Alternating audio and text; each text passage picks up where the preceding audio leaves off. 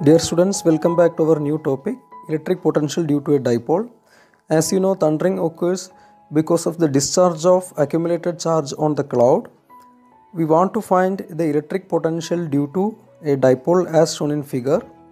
So without wasting time, we will go directly into the derivation of electric potential due to a dipole. Before any kind of a derivation, we need a diagram in physics. So I am going to draw one positive charge and one negative charge, which is called as a dipole. Dipole is simply a separation of positive and negative charges at a small distance. Let the distance be 2a. So I am taking this 2a only for the convenience of a derivation, and a is the half the distance.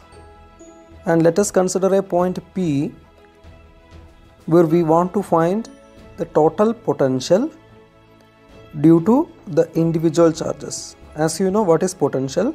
Potential is just work done by the charge to bring any charge near to the vicinity of another charge.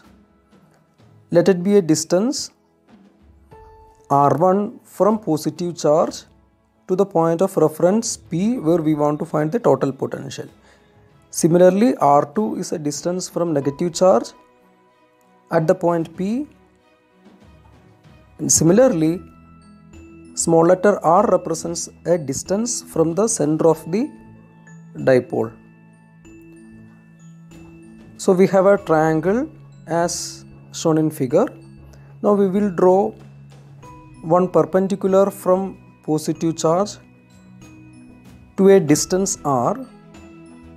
And from this triangle, it is clear that theta is an angle between the dipole axis and the distance r. So from this triangle, a cos theta will be the base of the triangle. And similarly, if I draw another perpendicular from the dipole center to a distance r2, then a cos theta will be the base of the triangle. Now you can see that r1 and r2 are the two distances from positive charge and negative charge at the point P where we want to find the total electric potential. Now if you consider the distance r1, this r is an additional distance along with r1. So I am going to redraw the diagram. R1 towards the point P from positive charge, and similarly small letter r is a distance from the point P to the dipole center, and this dashed line represents an additional distance has to travel from the point P to the center of the dipole. So from figure I am redrawing this, both the diagrams are the same. So r is the dipole distance from the point O and a cos theta. Now from this geometry you can see that a cos theta is an additional distance along with r1 to meet r. So r1 is equal to r minus a cos theta. Similarly, without any confusion, we can take r2 is equal to r plus a cos theta, because a cos theta is a small and additional distance which has to travel along with r, where r is the distance from the center of the dipole to the point P. So r2 is equal to r plus a cos theta. So let it be equation number 1 and 2. Remember, r1 and r2 are the two distances from positive charge and from negative charge to the point of reference P respectively.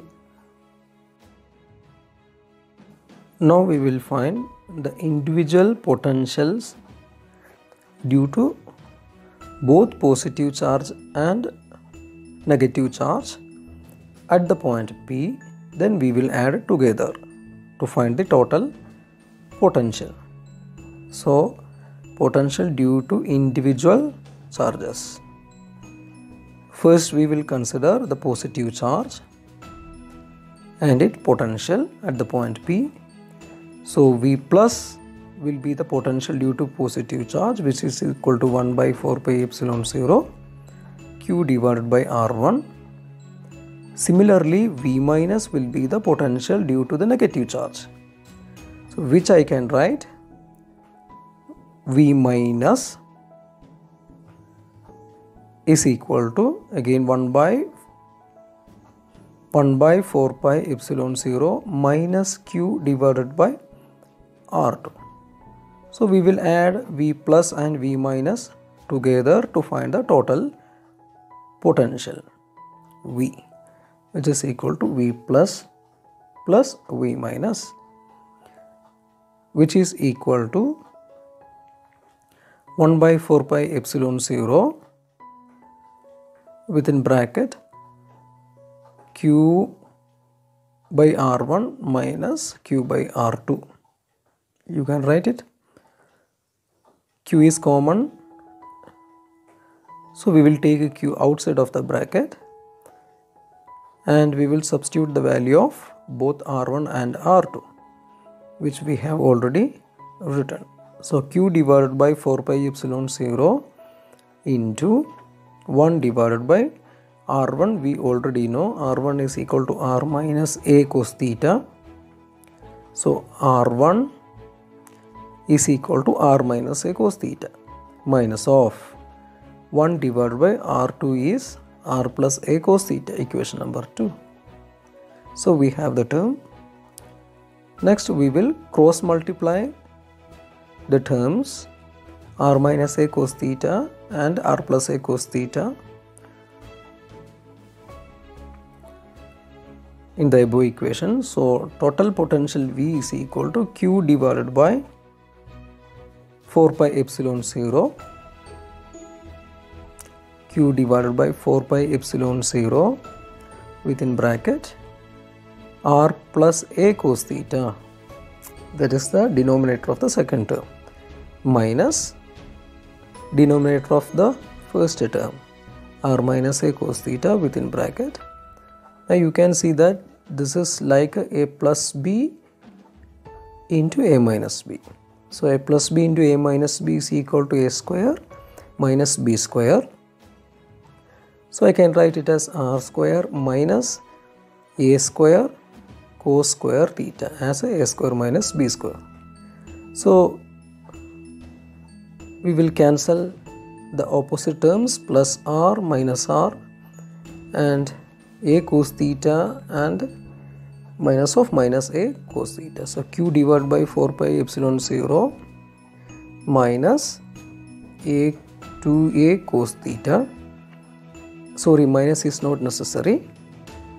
Divided by R square minus A square cos theta. So as usual we have an approximation that we have taken in the derivation of electric dipoles and its electric field.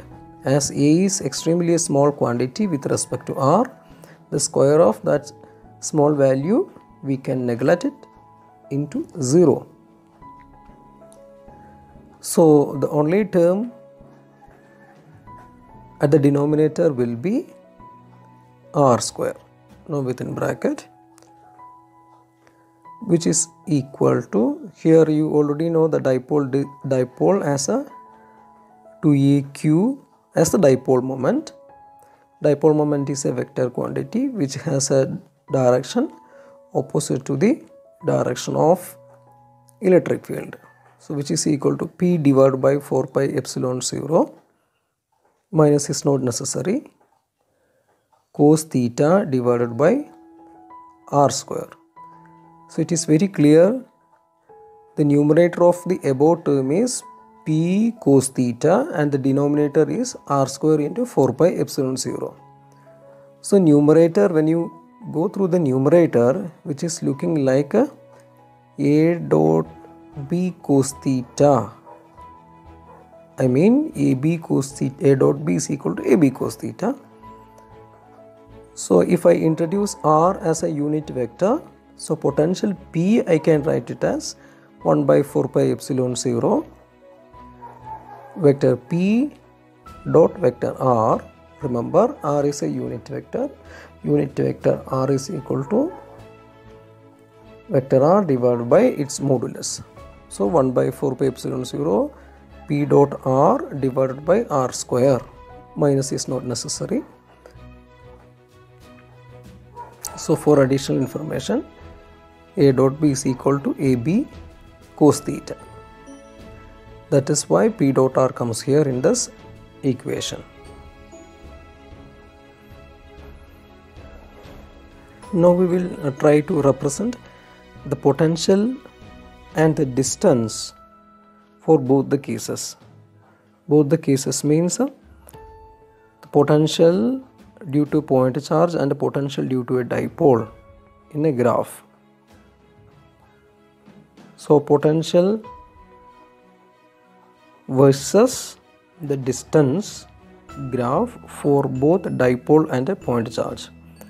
So before drawing the graphical representation, remember the equations for both potential due to dipole and point charge. So in y-axis we will draw the potential and x-axis we will draw the distance. As you know, the potential due to point charge is inversely proportional to the distance. So there will be a sharp fall in the potential due to a dipole, so as shown in figure. So this graph will be potential due to a point charge and this will be due to the dipole, because you know the equation for potential due to a dipole is V is equal to 1 by 4 pi epsilon 0 p dot r divided by r square. So which is square of inversely proportional to the square of the distance. So there will be an abrupt fall of potential with respect to the distance for a dipole. But for a point charge, V is equal to 1 by 4 pi epsilon 0 q divided by r. So potential is inversely proportional to the distance. So V proportional to 1 by r. Now I have a question. Why a bird sitting in a single electric line does not get effect shocked, but not for a man who is touching the electric line?